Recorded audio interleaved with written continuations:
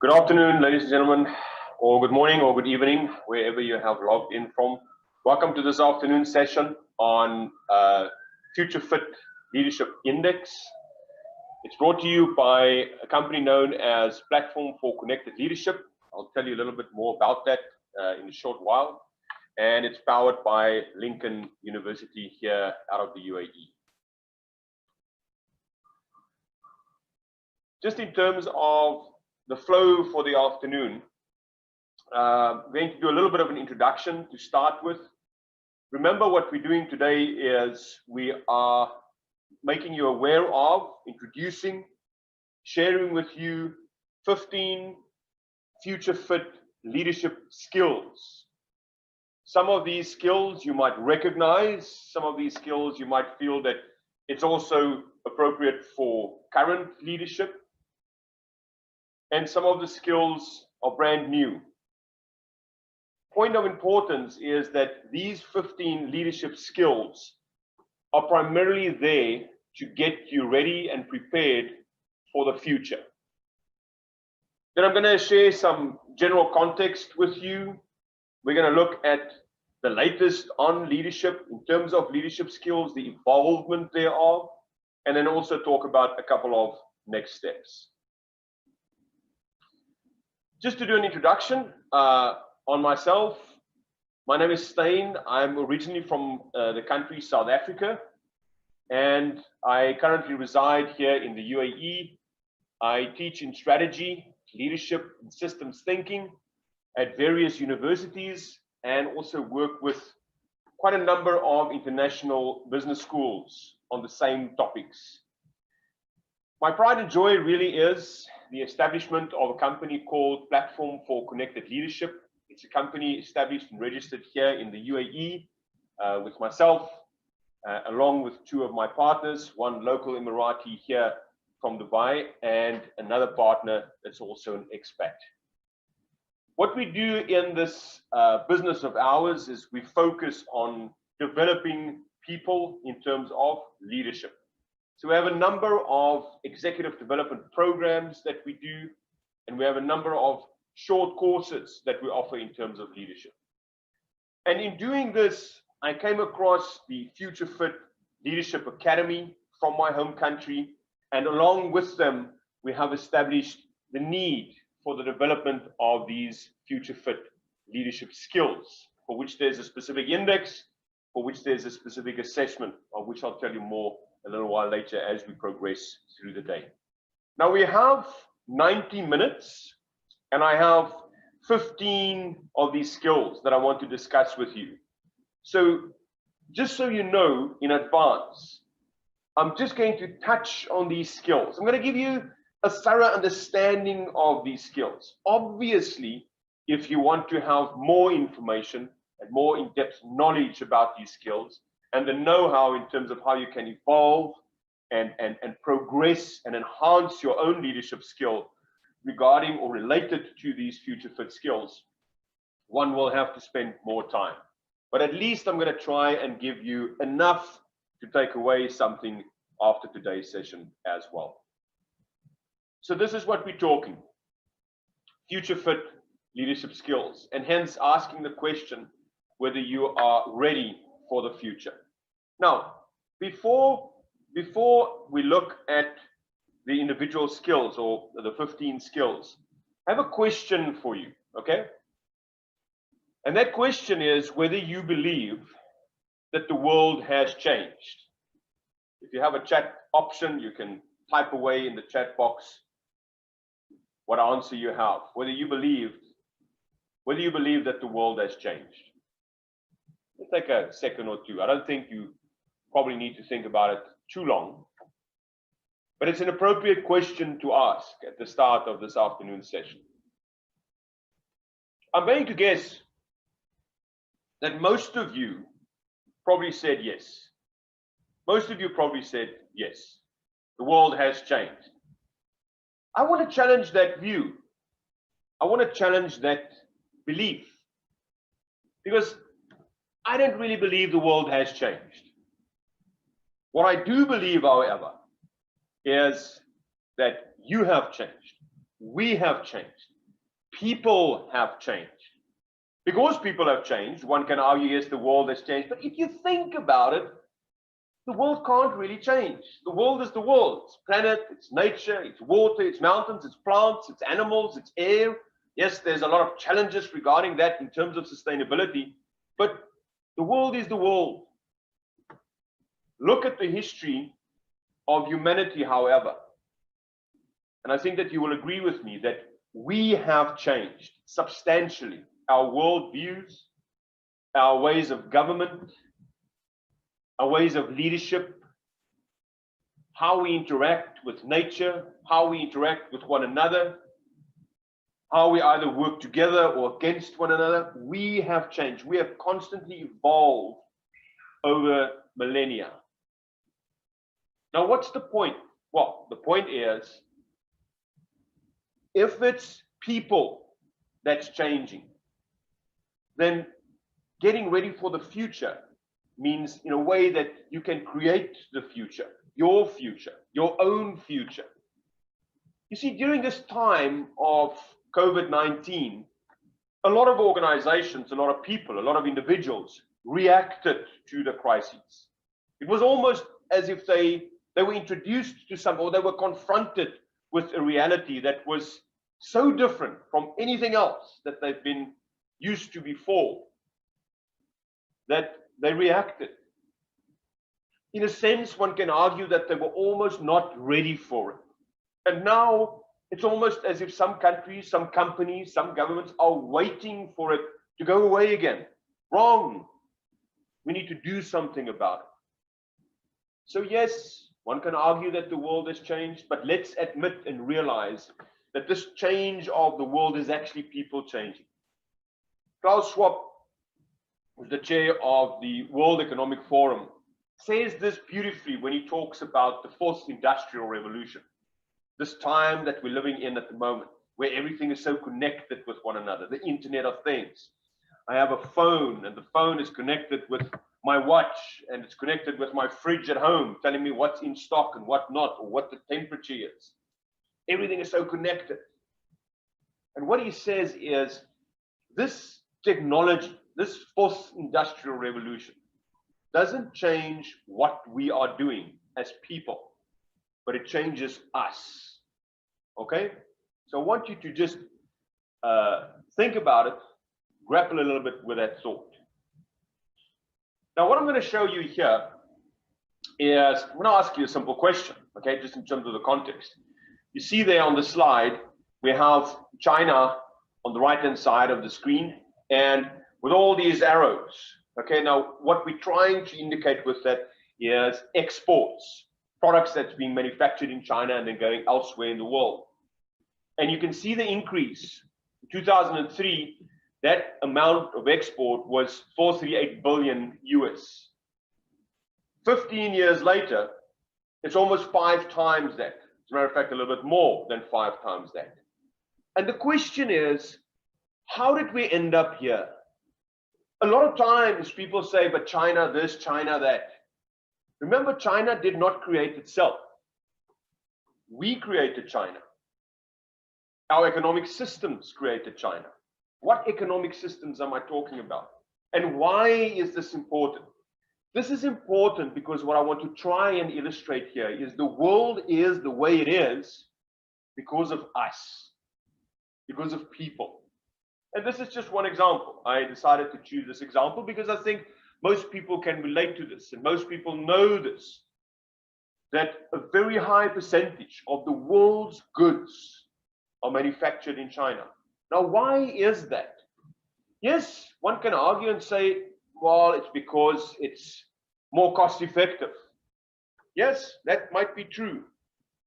But even if it is cheaper to make it there, why is it? Where does this thinking come from? Why is it so important to have your product manufactured at such a low cost? It comes from this. The slide that I'm showing you here tries to indicate how in organizations we generate profit. You see there's that dotted line there that talks about price, and then there's the willingness to pay. And what's the difference between price and willingness to pay? Price is what I charge for a product or a service. Willingness to pay relates to what the customer is actually willing to pay for that. Let me give you a simple example. I love a donut, a very good donut, okay? I'm a little bit of an addict. So I like to start my day with a donut. Now, I know it's not all that healthy, okay? But I'm being honest with you. I stop at the local Zoom when I leave for work in the mornings and I buy a donut there. It typically costs me about 5 dirham, which is about $1. A little bit over $1. Now, that's the price I'm paying. If the store takes note of this and profile me, they might consider delivering this donut at my house, which is only about 100 meters down the road, in the morning before I leave with maybe a fresh cup of coffee. Then I will be willing to pay more. So they will add value and then increase the amount of money that they can charge and henceforth increasing profit. That's the one way of doing it. However, this is a little bit of a complicated or complex way of doing it. Why do I say that? Well, because you have to get all this insights from customers. And companies do it, but it's quite taxing. It's expensive. You have to have the right information systems for this. So another way in which I can make profit, increase profit, is to lower the cost. And that's almost easier to do, squeezing a lower cost out of the supplier. And that's what we try to indicate here on this line at the bottom. Cost of inputs, the willingness to sell, I try to make that less. Now, this is a way of thinking. We teach this at business schools when we talk about the internationalization of company strategies. This formulates how we think. That then determines how we act and behave.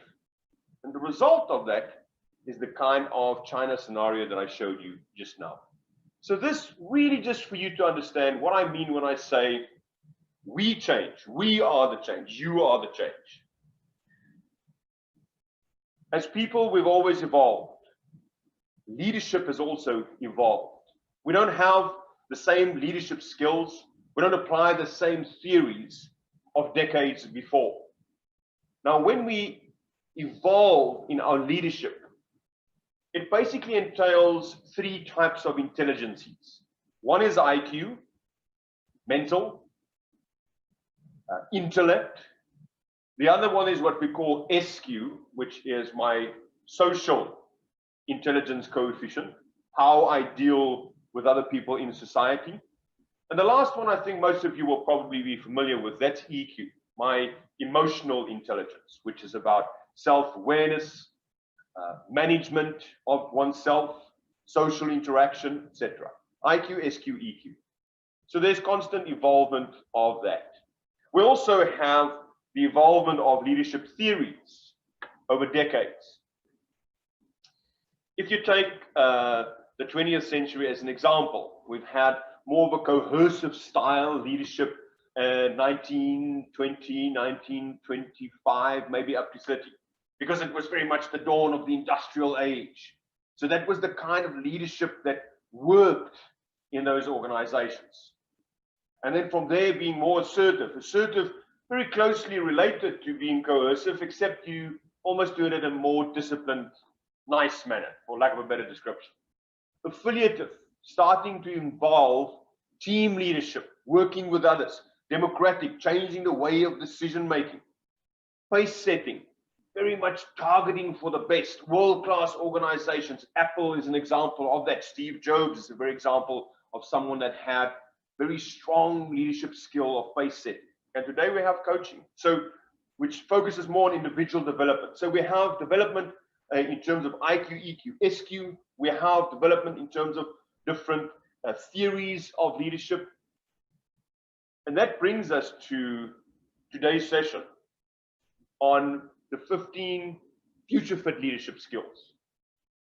We talk about primarily 4 traits that leaders need to focus on or have or establish and develop, enhance, that will enable them to better develop these 15 future fit leadership skills. The first one is to change the way in which we think about things. Different people see different things and see things differently. It's about an evolving change and an evolving thought paradigm, as we talk, as we refer to it. If you go back to the China example, for instance, that's what we mean.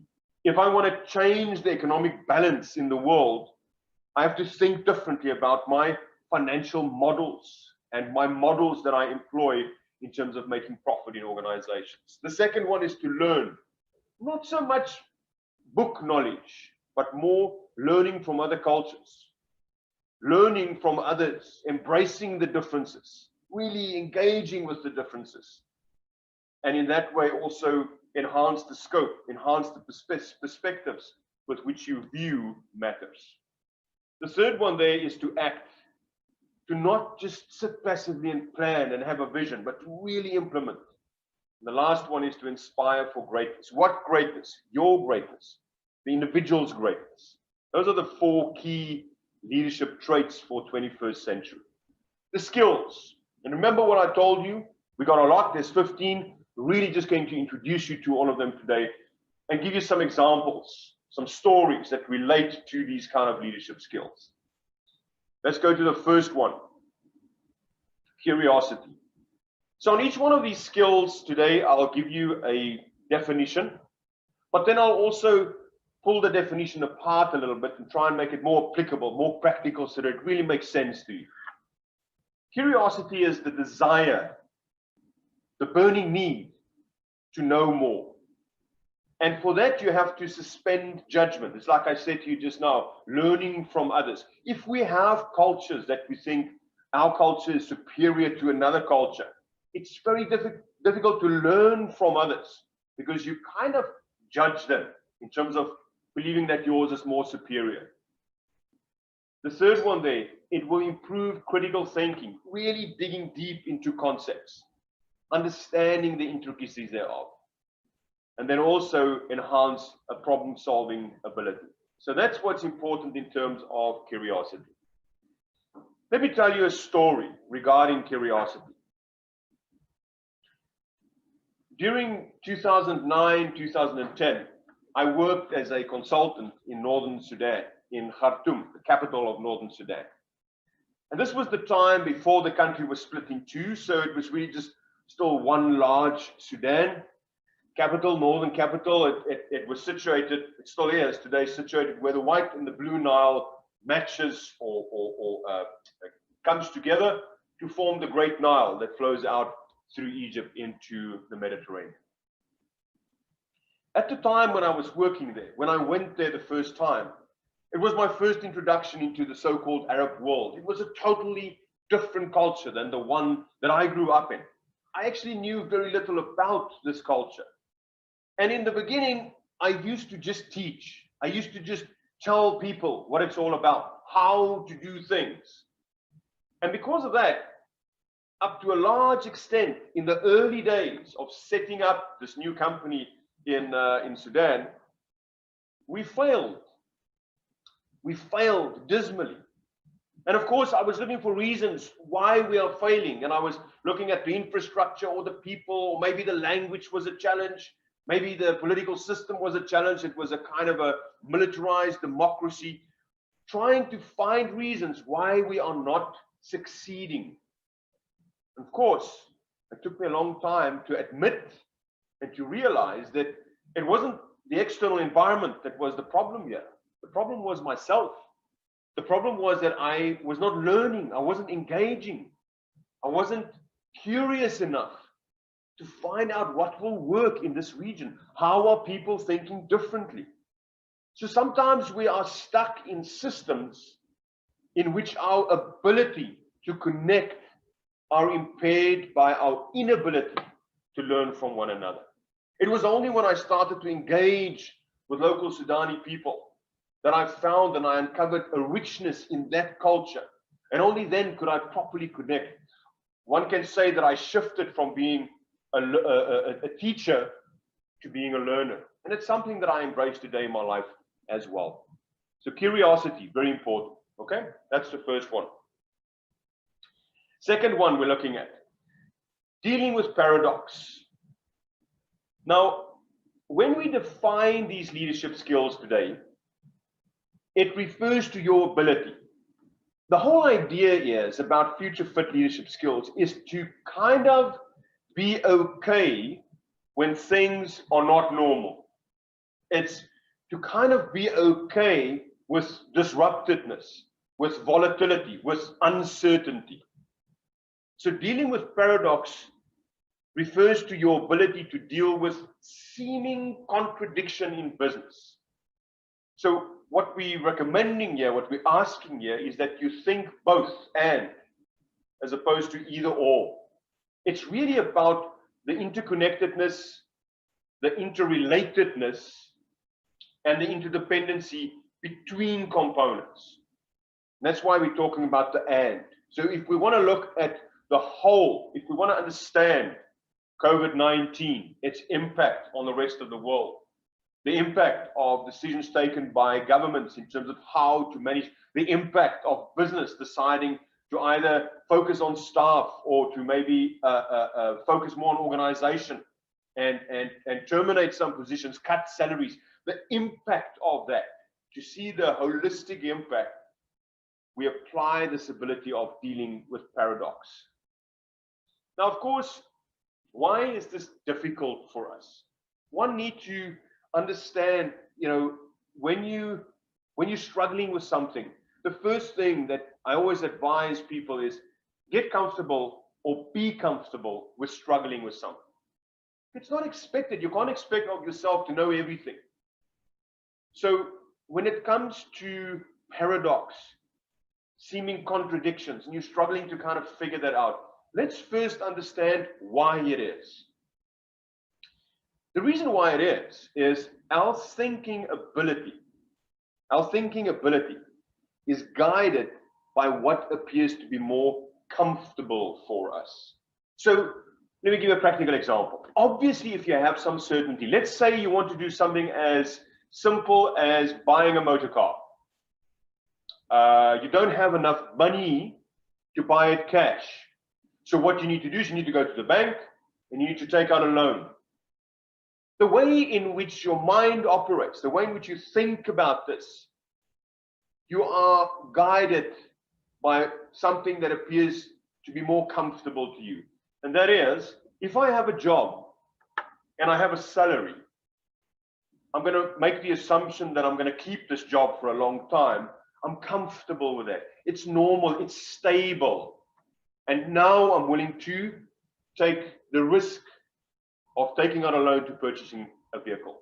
That's why when there's contradictions, that's why when this normality is disrupted in the world or in your business environment or in society, that's why we struggle with that. And typically, it becomes very, very difficult for us to operate if tomorrow is not a continuation of yesterday. So this is an example here of the graph of COVID-19 deaths that I've taken at a specific point in time. Now, what I try to indicate with the red up and down there is some countries, the daily infections, then it's up, then it's down, then it's up, then it's down. It's almost impossible for you to have a future trend. In the beginning, when COVID just started, you remember that there was a lot of mathematicians that came and they ran very, very intelligent algorithms. And people would say, well, we're this close to the peak or that far away from the peak. And if you go and look at it historically now, very few of them were accurate. And most of the ones that were accurate will admit that they were somehow a little bit lucky that it worked out that way. It wasn't an exact science. Why? Because tomorrow is not a continuation of yesterday. So when a typical graph like that, the trend, when what you're trying to predict breaks with that trend, with the norm, ambiguity, that confusion is created through that. Okay? So that's that trend, that skill. Being comfortable with that. Next one, tolerance of ambiguity. There comes the comfort again, okay? Comfortable with uncertainty. Comfortable with uncertainty. Just think about that. One says it very easily, but can you really be comfortable with it? You can only be comfortable with it if you have leadership skills that know how to deal with it or informs your behavior, your thinking in terms of that. Unpredictability, conflicting directions, and multiple demands. The whole idea is that you should be possible, if you have tolerance of ambiguity, to still operate effectively in an uncertain environment. That's tolerance of ambiguity. Let's look at some examples in terms of that. The easiest way for me to explain tolerance of ambiguity is to do it on the basis of the Cynefin framework that was published in Harvard Business Review, I think around about 2007, by Snowden and Boone. It's a brilliant framework that categorizes the different types of states that we encounter when we need to take decisions. Now, let's focus on the right-hand side first. You will see that there's two there. The one is complicated, and the other one is simple. And they kind of fall into the ordered state. Complicated is something that's very, very difficult, and it's complicated, but it's still quite easy to solve if you have the right expertise. So let's say, for instance, I'm driving home. It says there you sense, analyze, and respond. Let's say I'm driving home. Now I'm not a motor mechanic, but I can hear there's a noise in the engine. I can hear something doesn't sound right. So I sense that. I'll then take it to an expert. For businesses, we're getting consultants. I'll take it to a workshop. It will be analyzed and solved. So there's a specific sequence of how you need to think about that. It's still quite easily doable. Simple is just when things are very predictable, when they're normal, and you can almost say when tomorrow is going to be a continuation of yesterday. So if you take a business environmental framework like PEST, for instance, politics, economy, social trend changes, technology, typically those frameworks are very effective when the environment is fairly stable, and tomorrow is a continuation of yesterday. So there we sense, we categorize into these four elements that I've mentioned, and we respond. Top left-hand side, I have the unordered state. Now, this is a little bit more difficult.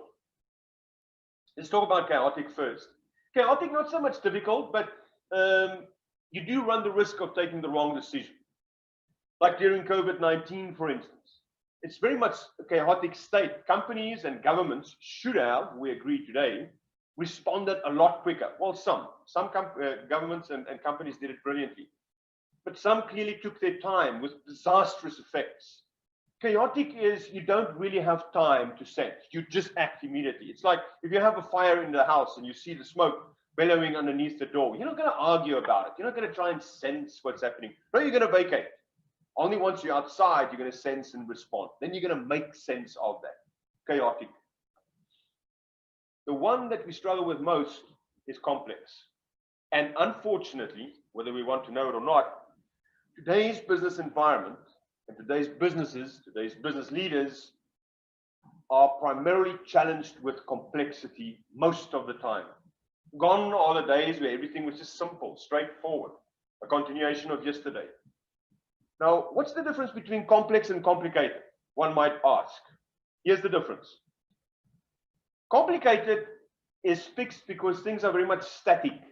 I mean, even if I have the world's best Ferrari engineers in a venue, 20 of them, I can bring a Ferrari in there. They can dismantle the Ferrari and put it back together again. And afterwards, it will be exactly the same.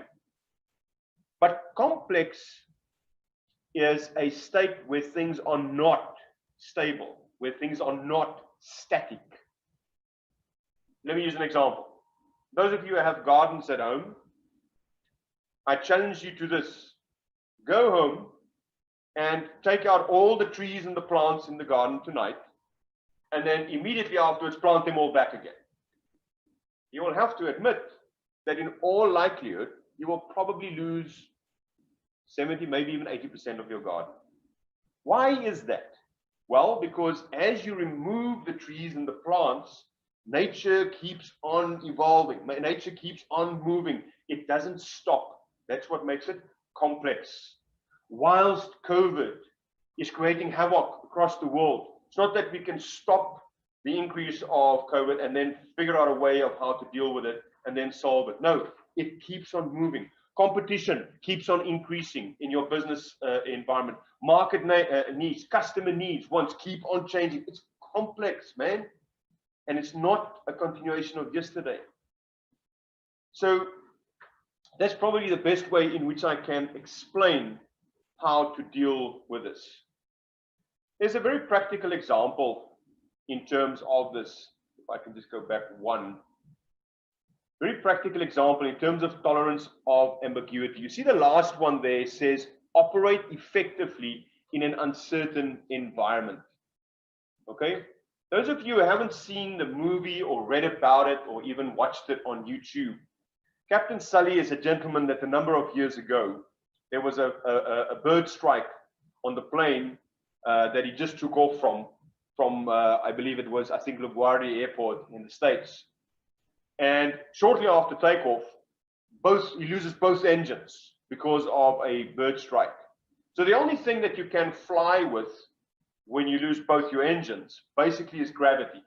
Okay, so you have forward thrust, but you lose the thrust, and then you're going to maintain your momentum because of the speed that you were at the time when you lost the thrust in the engine. You're going to maintain a little bit of momentum, but effectively you're flying with gravity. You're being pulled back to the ground, back to Earth. And he had a number of options that he had to decide upon very, very quickly in terms of possible emergency landings, in terms of turning the plane around, in terms of going back to the airport that he just lifted off from, or maybe find alternative landing areas in the immediate vicinity. None of those were, in his judgment, a possibility. Then what he decides to do is to put the plane down in the Hudson River, which he did, and miraculously, nobody was injured. There was no loss of life. The plane stayed intact when it touched down. Now, if you haven't seen the movie, I challenge you to go and watch the movie and specifically look at how towards the end of the movie, they interrogate this decision-making that he had to go through. And you will see that it's a very good example of, even in uncertain times, when I lose the technical ability that I had in terms of the plane, how he could still make an effective decision. Very practical example of dealing with ambiguity. The next skill that I'm going to share with you in terms of the Future Fit Index is that of learning agility. Now remember, we had curiosity in the beginning, and I kind of explained what curiosity was. It's a little bit different. Curiosity is not just about learning. Curiosity is more that burning desire to know more. Learning agility refers to how we learn. Is it book knowledge? Is it experiences? Is it interaction? Is it the way in which I described my example in Khartoum? So your agility refers to you learning from all kinds of experience. And then you specifically use those lessons to perform effectively in change. Now, you might argue and say, but Steyn, yes, we know that. That's quite obvious. Yes, it is. But you know what? The interesting thing is, the world, through a number of experiences, a number of major historical events, the world has proven to us that, as humanity, we don't really do this. A lot of times, we don't do this. We don't learn from all kinds of experiences. Why is that? What do we do? Well, I'm going to work on the following example to explain what it is that we do. Well, let me state up front what it is that we do. What we do when things are uncertain, where things are disrupted. Because remember in the beginning, I told you that our thought paradigm is determined by what we feel comfortable with, which in most instances would be stability, normality, predictability. So when that's disrupted, we tend to wait. We tend to wait for things to go back to the way it was before. We tend to wait for things to normalize again, so to speak. That's not learning agility. That's the inability to learn. That's the inability to adapt. That's the inability to be flexible. And what you're doing in that process is you're proving that, yeah, we kind of just want to operate, or we can only operate in a stable environment. I have the oil crisis of the 1970s as an example. You see what it says there? It says gas shortage, sales limited to 10 gallons of gas per customer. So during the oil crisis, there was a challenge in terms of supply. So oil became too expensive for a lot of countries to continue with the kind of demand that they had. So what they did is they started to save on gas. I remember the country that I come from, in South Africa, they even reduced the speed limit in some of the major roads. It used to be 120 kilometers an hour. At that time, they brought it down to 100 to try and get people to drive slower, to consume less gas. So that's all reactional by nature. And whilst they were incurring these cuts in costs, what they were hoping for was that things will go back to normal. You didn't see in the 1970s that companies responded with innovation or electric vehicles or new technology. No, they were stuck in the mindset that this is the kind of fuel that we need because this is the way motor vehicles are being manufactured. So if there's a shortage of supply, we're going to wait until things normalize. So a very good example of not having learning agility. Learning agility, in other words, mean that you learn from all experiences to try and be more effective going forward. All right? Okay. Next future fit leadership skill, a growth mindset. What is a growth mindset? Why is it important that I have a growth mindset? A growth mindset also refers to learning. Now, you would have noticed, remember I told you in the beginning, I said there's 4 leadership traits that we're looking at. Our thinking ability, changing the way in which we think, changing the underpinning assumptions that drive our thought paradigms, and learning from others, learning across cultures, across boundaries. Learning agility refers to that, curiosity refers to that, and a growth mindset also refers to that. A growth mindset is a kind of an open mindset. I'm open to ideas, not blocked off. I'm not stuck in a system that prevents me from interacting with others and learning from others. So you have to first and foremost cultivate, nurture, build on this aspiration to want to learn, to want to know more. And sometimes it's very, very difficult because sometimes you might feel that this different thought differs with your value set, or maybe even attacks your value set. So yes, it's difficult. But if you go on the defense, if you shut it down, you're not going to learn. So it starts with an aspiration to learn more. It starts with self-awareness. Now, what kind of self-awareness am I talking about here? Yeah, I'm talking about you being aware of the fact that you have blocked out other cultures, other value sets, other ways of looking at the world. You've blocked that out. You're not willing to even try or consider or take the risk of engaging with it. But when you become aware of that and you want to break that, you want to enhance and learn more, that's what's required in terms of a growth mindset. Vulnerability. Be vulnerable. Be okay to say, even if it's just to yourself, that you don't know everything. I had to learn that lesson the hard way when I was in Sudan. As I mentioned to you earlier, where I thought I really had all the answers, and in the process, did not connect with others. And not connecting means not learning from them. Being vulnerable, open mindset, I said enough about that, and then embracing diversity. Embracing diversity really means that it's not just the acceptance or the tolerance of diversity, but embracing it means engaging and learning from that. In the world of practice, once again, let me give you this example to try and illustrate what we mean by the skill. There's a very well-known CEO that ended up in a situation that I call situational arrogance. So Ron Johnson was a very successful CEO of the Target Group in the States. This was somewhere in the mid-1990s, towards the end, early part of 2000. Very successful. We took the group from a struggling enterprise to really boasting profits, both uplifting share value, phenomenal success. Now, because of the success, he then moved on to go and work for Apple. And again, very successful, working alongside with Steve Jobs, really implementing the concept of the Apple Store, phenomenal success story. But what he did at Apple, his skill that he had at that particular point in time, was very much similar to what he did at Target.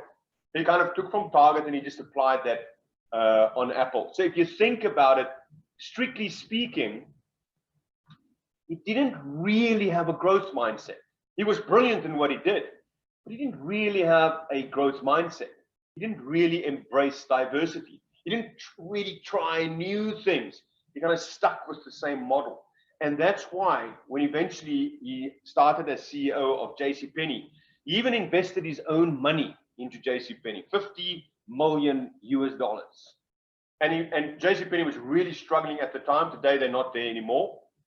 And it was just a huge failure.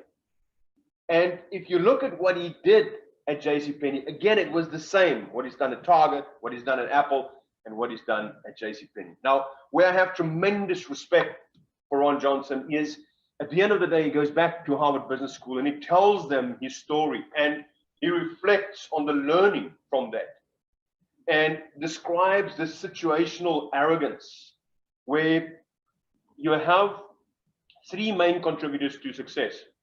One's yourself, the other one is the business environment, and the third one, not necessarily in that sequence, is the organization that you work within.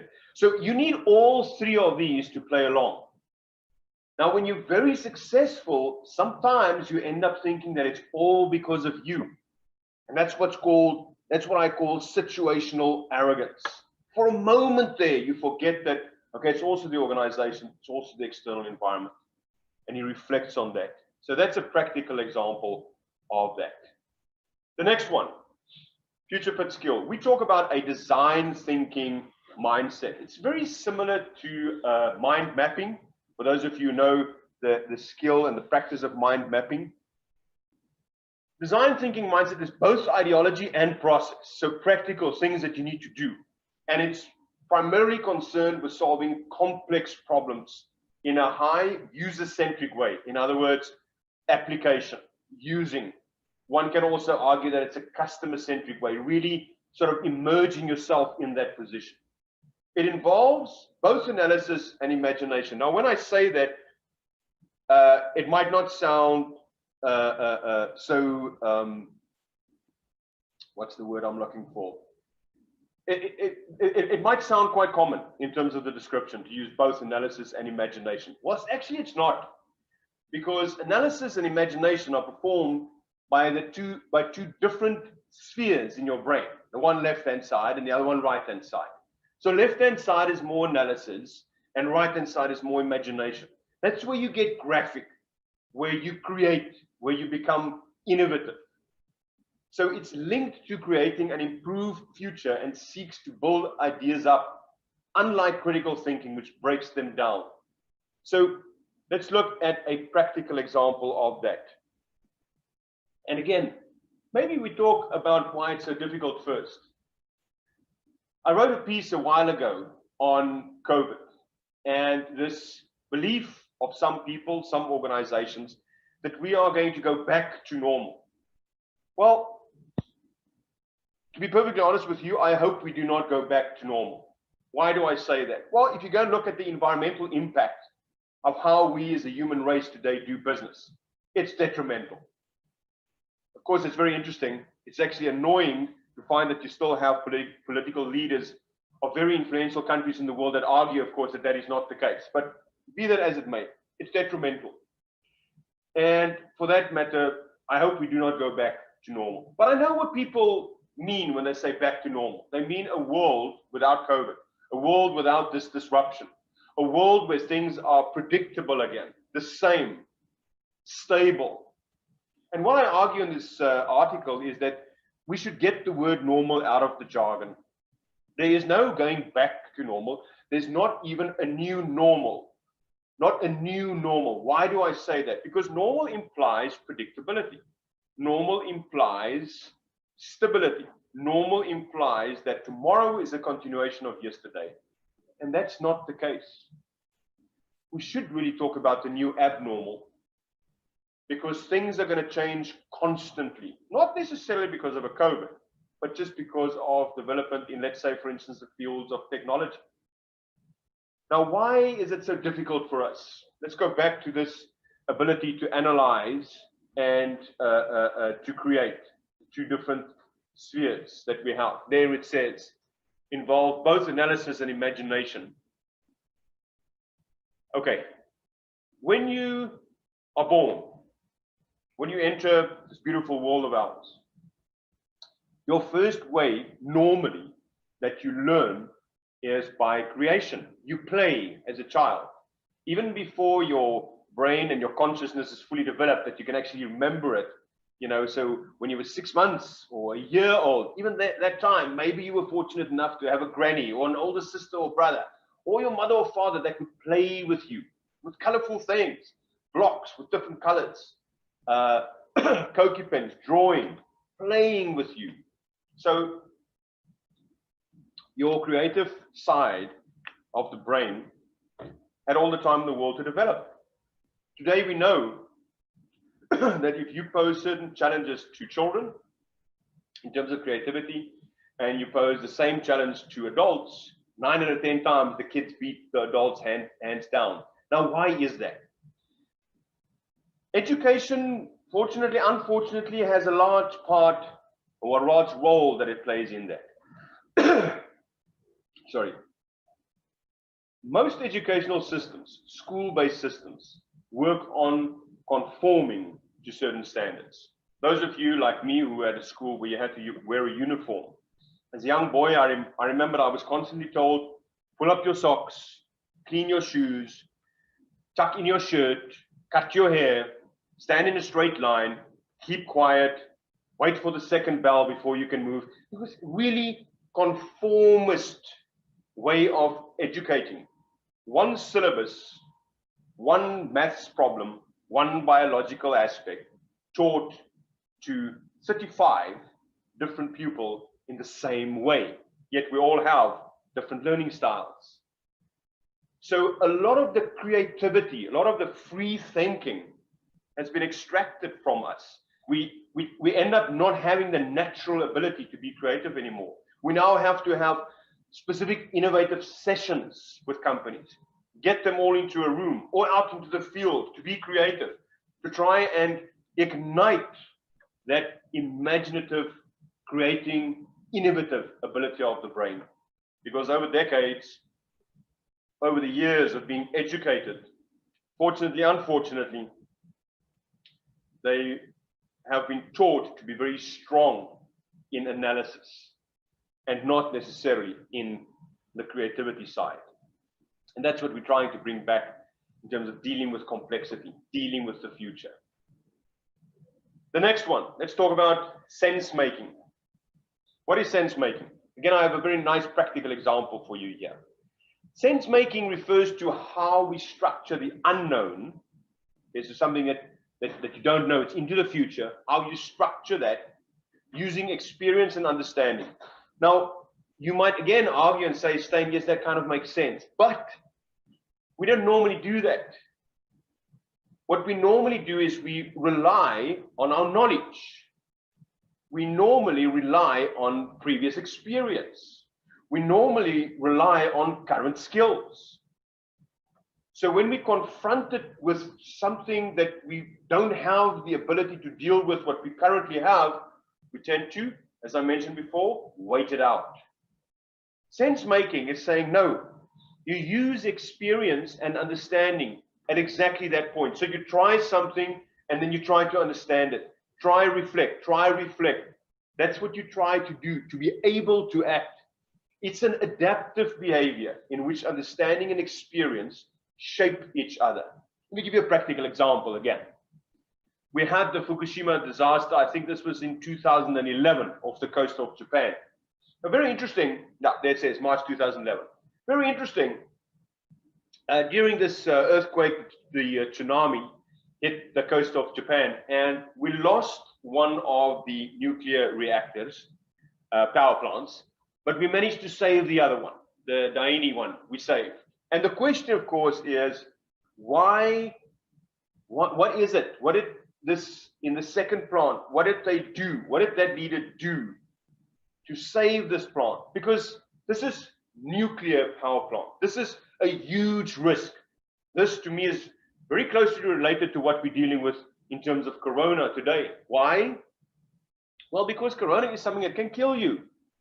So when you ask people to come back into the office, when you ask them to go back to the workplace, you're actually asking them to behave in a way that's contra their own desires, their own needs, their own wants, their own fears, because they would prefer to stay home and not be exposed. And that's exactly the challenge that this leader had. So the first thing that he did was he acknowledged the revolving reality. So what happened when the tsunami hit the power plant? The power plant, the safety mechanisms in the power plant was not adequate. It was built for a 5-meter wave. This wave, I think, was 12 meters, if not higher. So he had to acknowledge the evolving reality. And then he did something quite phenomenal, and that was to share the burden of uncertainty and doubt. What does that refer to? It refers to there at the workplace, during this time, if you're uncertain, if you have doubts, whether you're going to still have a job, whether the business is going to survive, whether maybe you are ill, maybe family members are ill, you're uncertain, that you have the vulnerability, the willingness to share that burden. And you revise and communicating the known, adapt to each twist and turn, so having high levels of flexibility. There's a case study that's written about this, published by Harvard Business Review, for those of you who want to go and look it up, in Sense Making, the Fukushima disaster. This adapt at each twist and turn. You'll see that the leader makes this plan and then it gets changed again. Then there's new information, then there's disruption, then there's the loss of power, then there's more water. And all the time they have this fear, this huge, this very likely possibility that the plant will also go up and explode and overheat, and you have exposure of nuclear. So during this time, you have to remain focused on hope. Okay, so you bring this purpose back to people, let them stay focused, give them hope, taking nothing for granted. This is a big one. It's being comfortable with uncertainty. You see, we want to take things for granted. We want to feel that things are going to be okay. No, you don't take nothing for granted. And you recalibrate all the time. Make a decision. Sense probe. Almost like I illustrated before in the Canoan framework, that top part, complexity. Okay, probing, trying, and then making sense out of it. Iteratively creating continuity. In other words, involving your team members, and then ultimately trying to restore order. So that's a practical example of sense making. Personally, one of my favorite future fit leadership skills. Visioning and mobilizing. This is the ability to form a mental image against which you set goals, inspire the extra effort, and bring about directed passion in people. Now, again, you might argue and say, Stain, but we have a vision, we do it every day, we do it all the time. It's not about that. It's about really being able to convince others of this picture, so that they can buy in to that. Practical example, country I come from had the wonderful privilege of having Nelson Mandela as our president after our first democratic elections in 1994 for the first 4-year term of the first truly democratically elected president in South Africa. Now, shortly after his release, he was invited for lunch with a professor that I knew at the university where I did my studies. And the professor asked him, he said, look, Mr. President, because they had quite a close relationship, right? You don't just pitch for lunch at the president's residence. Okay, so they had a very close relationship. But the professor says to him, Mr. President, when you were in the prison, when you were in your prison cell and you were looking through the window, what did you see? And Nelson Mandela answers, he says, I saw a united South Africa. Now, of course, this is not true. And the professor confronted him with this, because if you do ever have the opportunity to go to Robben Island, go and visit Nelson Mandela's prison cell, you will notice that when you look through the bars, the window to the outside, you look straight into a white wall, which is about 4 or 5 meters away from the prison cell's window. So there is no united South Africa. You don't see the sea, Table Mountain, all those beautiful portraits that have been made, you know, to try and imagine what it must have looked like. No, a white wall. And then Nelson Mandela says to the professor, yes, there was a white wall, but if I had to see the white wall, I would have probably died in prison. That's envisioning. That's the ability to, besides the reality, the ontological reality out there, conjure up a picture in your mind and then getting people mobilized to believe in that. I don't have any better example other than that one to explain that. Adaptability. Access different ways of thinking. Now again, why is it difficult? This is typically how we think. We think in a very mechanistic manner. Okay, so you'll see the red line there, that's organizational strategy. The blue line, that's environmental change. So as things change in the environment, we strategize. Most of the times when things are normal, when things are stable and predictable, strategic planning is ahead of environmental change. So we do environmental scanning, as it states there, scenario planning, selecting a strategy, and then structure this for implementation. And from there, we do forecasting. Simplistic, back to the Kinnaman framework. However, complexity, this is what happens during complexity. The environmental change is happening faster than our ability to plan for it. So we find ourselves in a position where we have to play catch up all the time. Why are we stuck there? We're stuck there because of models like this. What is the good thing about a SWOT model? Well, the good thing is it's a tool of analysis, so it helps me to identify strengths, weaknesses, opportunities, and threats. Strengths and weaknesses internally to the organization, opportunity and threat. What's the weakness in this model? The weakness in this model is once you use this, you start to think that this is how simple the environment is. I just divide it into opportunities and threats. I categorize and I segment. This dates back to the 1960s. Shortly after that, Aquila coming up with the PEST model. Okay, politics, economy, social trend changes, technology. Again, taking a very complex environment and categorizing and segmenting it, therefore simplifying it. What the Future Fit skills will tell you is that one of the things that you shouldn't do at times of the pandemic, at times of the crisis, is to simplify things. Look at how badly wrong a lot of leaders in the world were proven when they simplified the impact, the systemic nature of COVID. England comes to mind. I'll never forget the morning when I read in the newspaper the president saying, give me 21 days and we'll have this under wraps. I'm not going to make an opinion about that statement. I'm going to leave that for yourself to make. But the big mistake there was to simplify something that's very complex. Again, it's difficult for us to not simplify because this is what we have been taught. Porter's 5 forces in 1979. Buyers, suppliers, new entrants, substitute products, existing rivalry. Yes, it's there. But if we think in this categorized, segmented manner, it becomes very, very difficult for us to deal with complex things. The world have moved on beyond the fall of the Berlin Wall.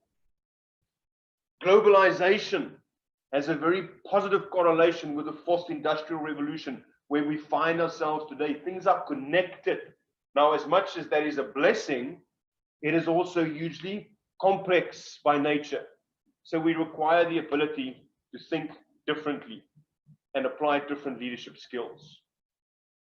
Cultural adaptability. Cultural adaptability here specifically within the workplace, that refers to your ability to communicate and to motivate and to manage across cultures. Again, practical example.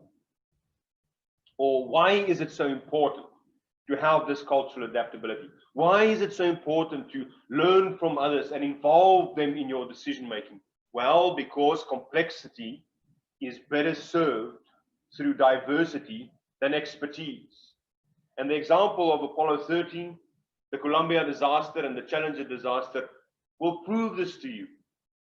Apollo 13, interestingly enough, in the 1970s, something goes wrong on board the space shuttle that's heading for the moon. If you have an opportunity, please go and watch the movie with Tom Hanks. Brilliant movie, a lot of leadership learning in this movie. And they then have to come back and return to Earth. Hugely complex problem. But the way in which decision making was structured was by involving everybody. The engineers, of course. One of their team members, which did not go with them because it was believed that he was ill, got brought into NASA, into the headquarters, to simulate what it is that the team is going through. So a lot of diversity, not expertise, diversity, enabling the safe return of the 3 astronauts. Contrary to that, and unfortunately, events that followed after that. So one would have thought that NASA would have adapted into more of a learning organization, but they didn't.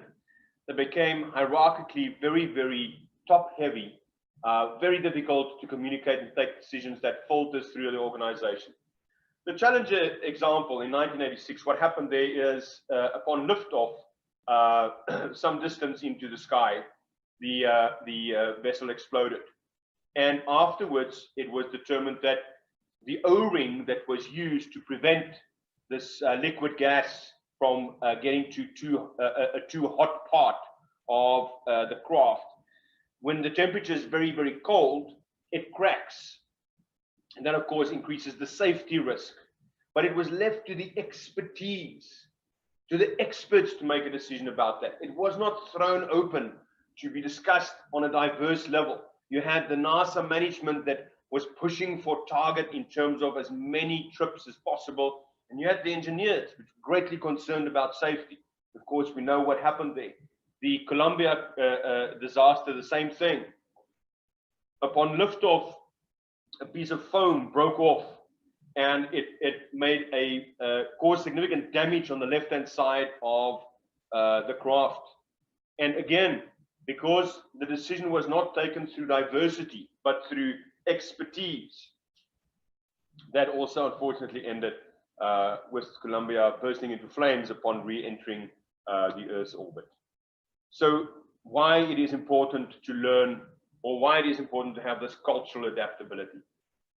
Virtual boundary spanning, not going to say too much about this, because I think the mere fact that you are logged into this session today from wherever and you're watching it on a variety of technologies and platforms will tell you that this has become a key skill in terms of collaborating between virtual teams and technologies.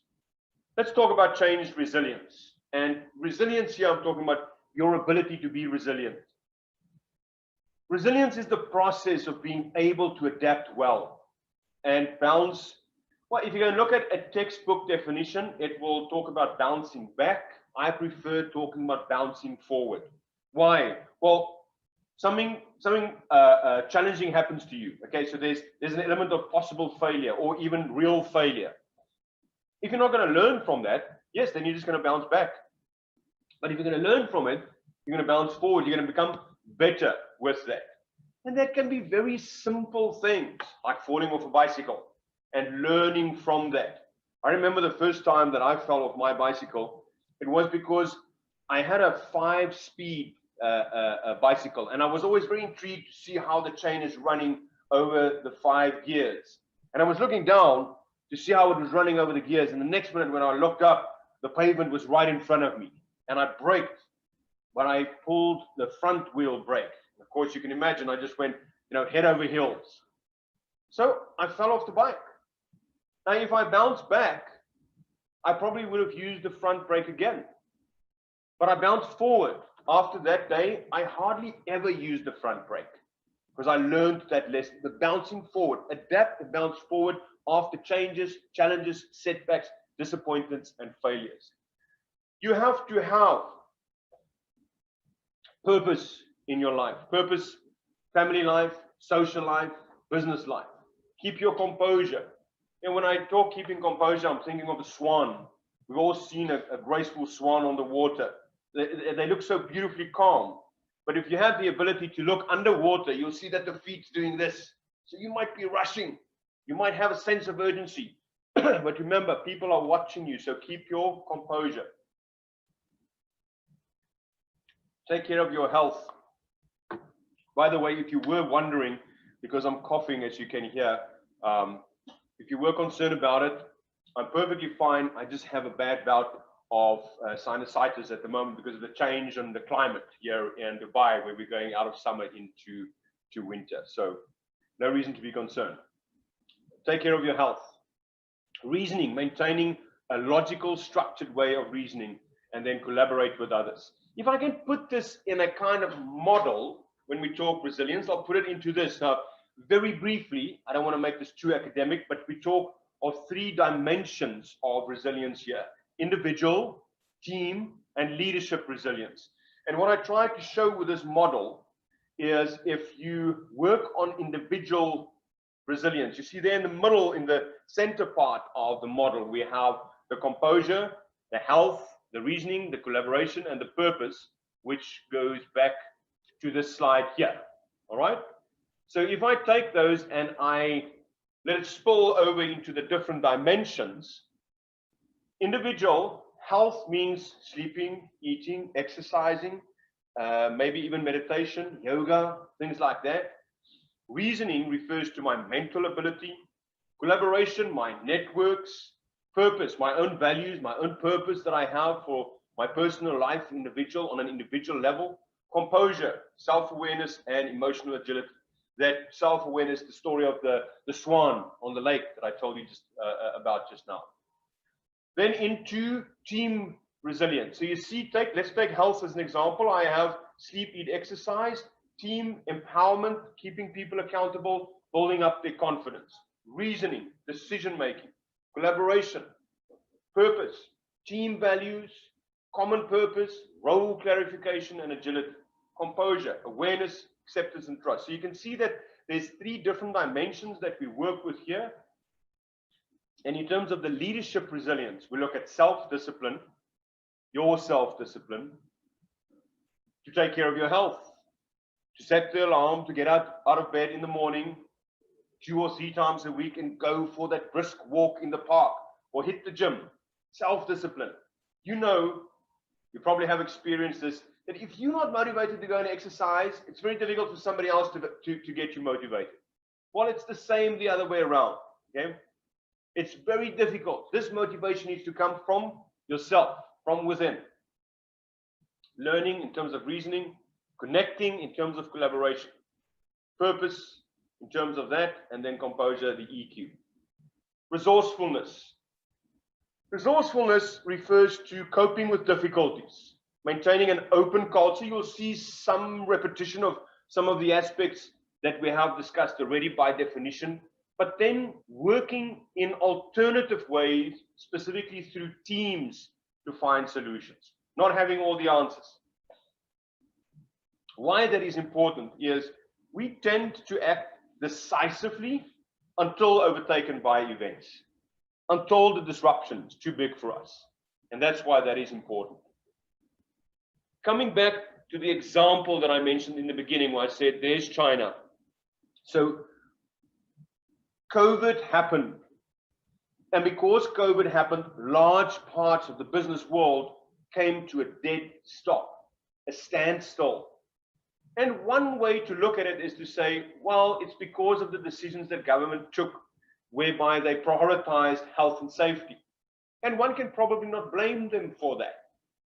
Another way of looking at it is saying, well, the impact of the spread, or the ability of the spread of the virus, was because of the fact that we have created a central part in the world where almost everything is being manufactured. That's the imbalance. That's what we need to realize. We talk about business schools scaling, multinational organizations, growth in size and number. What does that refer to? It goes back to what I mentioned in the beginning. If you're being taught globalization or internationalization today of your business, you will hear at some point in time in the curriculum, there's reference made to scaling, making as many products as possible for as low cost as possible and sell it to as many customers as possible. So obviously, if that is trained into our minds in business schools, and I become a CEO and a leader of an organization, I'm going to think in that manner. And if the cheapest way of manufacturing my product is China, I'm going to go to China. That 5 times exponential growth between 2003 and 2015 in terms of exports, that proved that. And that's what we need to consider in terms of how to think differently. Let me just go back here. Being more resourceful, to come forward, to make recommendations in terms of new economic systems. We will have to be very resourceful because, as I mentioned before, China did not create China. The world did. Our strategic thinking did. Our approach did in terms of low-cost structures for our supply chains. Leading with authority. There's a beautiful video that really illustrates this so well, where you get others to willingly cooperate and engage. It's a video, I think it's actually made for a personnel agency. But it's a video, it plays off somewhere in India, it's raining, and there's a large tree trunk that fell across the road and it's blocking traffic. And, you know, more and more cars are jamming up behind this tree. And obviously, it's very clear the tree is not going to be moved. And it's going to take a long time to get a recovery vehicle there because the recovery vehicle needs to get through the traffic. It's a mess. And those of you who are from India who have been there, you'll know that there's a lot of cars, a lot of motorbikes on the roads. Very, very densely populated and busy. And then this young boy gets out of the school bus and he drops his school bag and he walks over to this tree trunk. And this tree trunk's massive, okay? That's the picture you see. Massive, massive, man. And the young boy goes and he starts pushing this tree trunk. And it kind of looks very silly. Because obviously he's not going to move this. It's not a movie where it's going to turn into a superhero. It's not moving. But then what happens is other people are seeing this. And slowly but surely, more people and more people and more people joins in the effort to push this tree trunk. And eventually they do. It happens. They clear the tree trunk. That to me is such a nice illustration of leading with authority. Because leading with authority does not refer to you sitting in a certain power position in an organization. It simply means that through your behavior, you are inspiring others to join forces so that you can collectively achieve something. For me, I always say my own personal definition of leadership is leadership refers to the willingness that you have as an individual to take on a task or a challenge that you know before the time you cannot complete on your own. I mean, people could have laughed at the little boy. He could have been the laughing stock. He could have looked like an idiot. People could have made fun of him. He realizes that. He could have had egg on his face, but no, he steps into that zone. And in that leads through authority. Connectedness. Beautiful article that's written by the late Clay Christensen from Harvard Business School on connectedness. And really talking about how we relate to others in a manner that builds them up, encourages and brings out their highest potential. If we look at connectedness, we're really starting to understand the true essence of what leadership is all about. Remember in the beginning, I said that you have, we progressed in terms of leadership theory, and we evolved over the past 100 years from being very coercive, almost like a general style type leadership. We instruct people what it is that they have to do, to being more assertive, also very positive and confident, but in a more professional and nice way, more respectable way, to being affiliative, starting to work with individuals, being more democratic, pace setting, and ultimately coaching. He tells a lovely story to illustrate this. He makes the point to say that leadership is the most noble in life, the most noble honor in life, when understood and practiced appropriately or correctly, if you wish to use that word. He tells the story where at his workplace he notices that in the mornings there's a lady that comes to work and she really looks wonderful, beautifully made up, fresh and full of energy, ready for the day.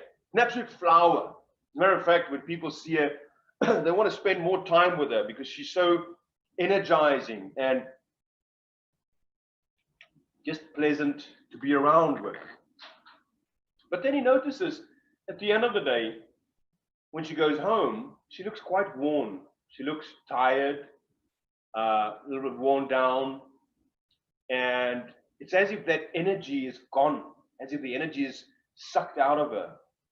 And this made him ask the question that he asks all leaders in the workplace, and that is whether you focus on performance, bottom line, yield return in terms of profitability, driving effectiveness, driving excellence, whether that is your focus and your only focus, whether you are that kind of leader, or whether you focus on building up people.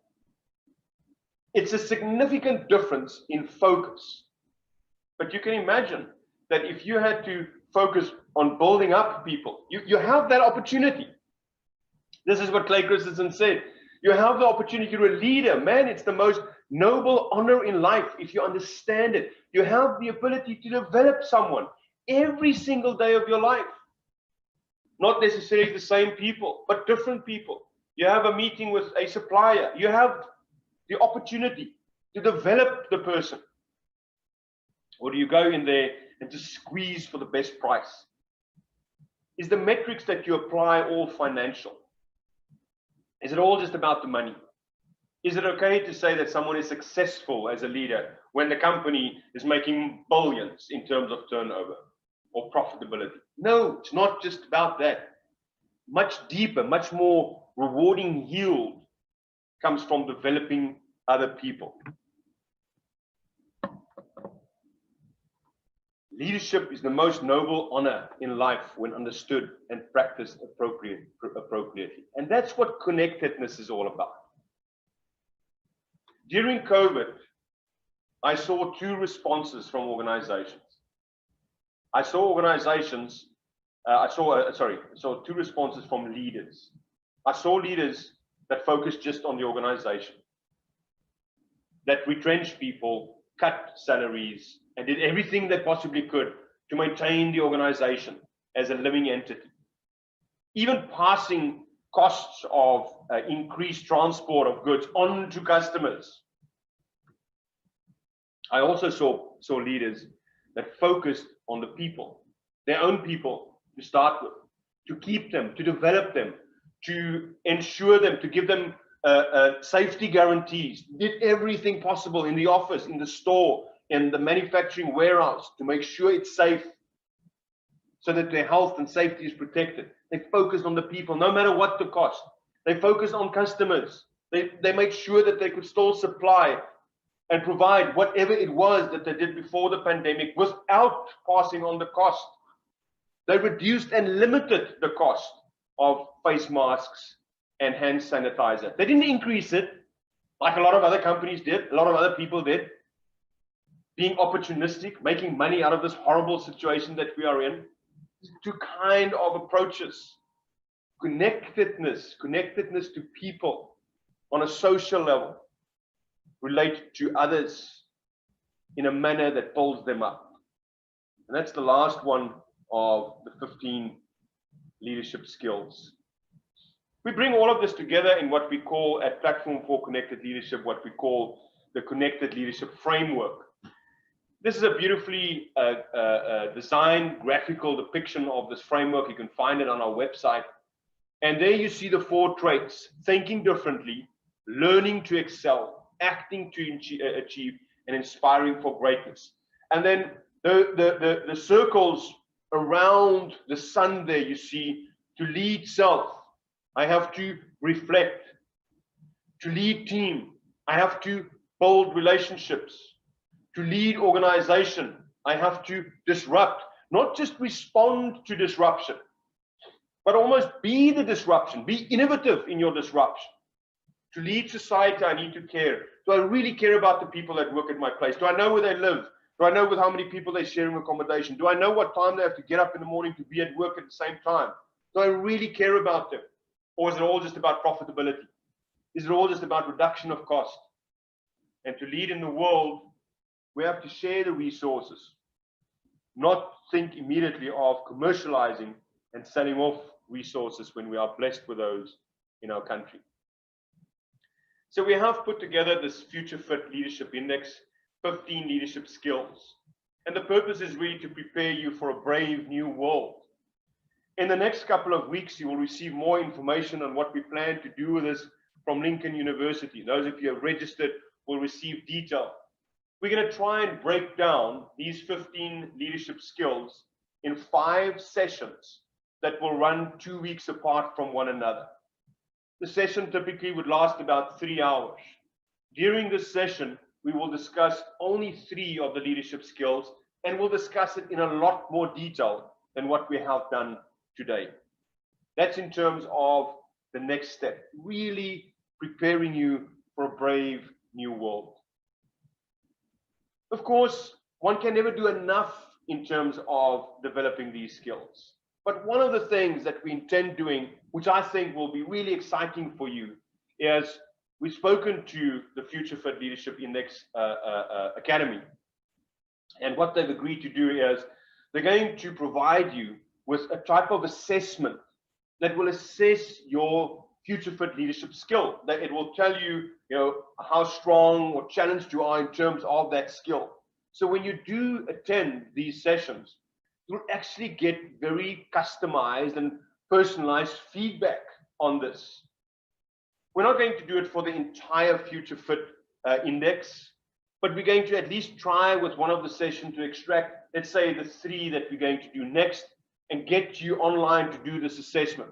It's very easy and very straightforward. Immediately once you've done the assessment, you get the report straight back. And I'm sure you are keen to know how strong you are on sense making, or tolerance of ambiguity, or agility of learning, curiosity. Maybe there's even some skills that you right now, you think you're very good at this, very strong at this, but you're still curious and keen to find out objectively through doing this assessment whether that is the case. And then knowing what to do in terms of the development. So just to wrap it up, 5 different sessions, 3 hours at a time. There's the 15 future fit leadership skills. So we'll do, for instance, curiosity, dealing with paradox, and tolerance ambiguity as one session. We'll do learning agility, growth mindset, and design thinking as another one. That would be number 2. Sense making, visioning and mobilizing, and adaptability, number 3. Number 4, cultural competence, collaboration, and change resilience. And then the last 3, resourcefulness, leading without authority. Leading without authority. Correction, I think before I mentioned with authority. Without, when you don't have a position of power, like that young boy, and it's still possible for you to inspire and engage and getting other people to collaborate. And then the last one, of course, being connectedness. Really caring about people. Let that be the focus. Interesting thing is, what the research shows us, during COVID, and as we slowly but surely here in the UAE, we're opening up the economy again, companies that focused on staff retention, companies that focused on customer, maintaining market share, and companies that took care of the supply chain. So they didn't stop supporting the suppliers, they kept on supporting the suppliers through this difficult time, specifically in the food industries. food and beverage industries.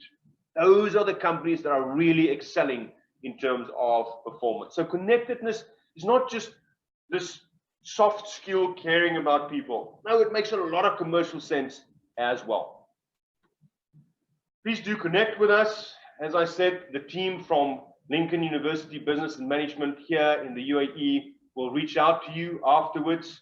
But you're also welcome to connect with us. You can find us on LinkedIn. You can email us if you want to. There you'll see the website address. And from myself, my partners, the team here at Lincoln University, thank you very much for your great support this afternoon. Thank you for all of you who logged in and joined us this afternoon. We hope to see one another again. And if you're going to embark on this journey of enhancing your leadership skills, all of the best. Good luck to you. And yeah, stay safe. Thank you very much. Bye-bye.